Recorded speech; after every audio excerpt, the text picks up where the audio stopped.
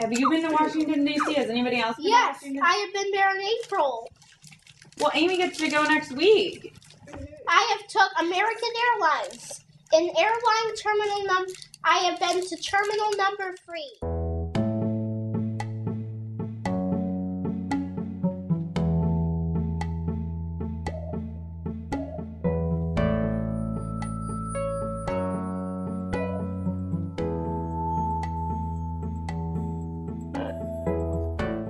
My definition of an inclusive school is one that honors and supports all students. Inclusive schooling is about creating a supportive community around all of our students. It's really about having all kids have the opportunity to work with all kids. All kids.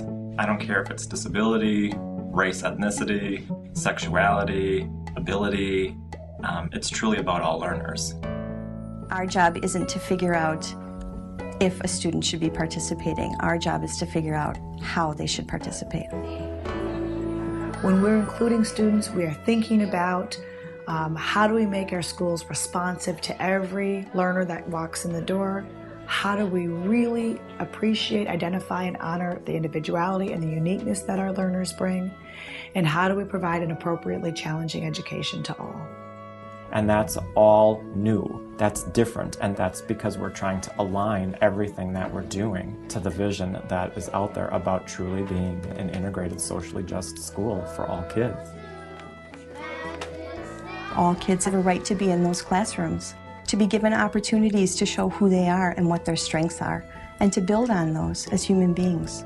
We all deserve that chance. More than anything else that we do as teachers, we need to consider, what do we believe the student will accomplish? Who do we think this person is? Do we see his or her possibilities? I like it. Or are we looking for failure? Are we looking for students to disappoint us? And so I learned to dwell in that area of possibility. Oh, good morning. And I'm surprised still today how often when I engage in that practice, I am rewarded.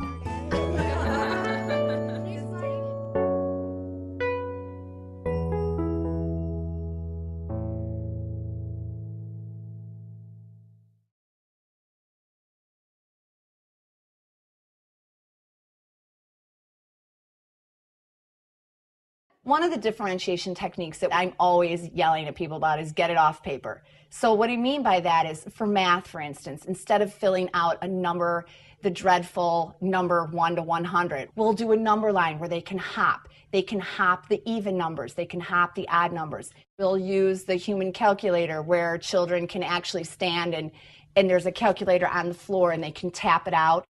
And many of my students have really poor fine motor skills and need a lot of movement. So if they can get out of the chair and out of the book, it's always much better and really more successful for them. And all the kids love it.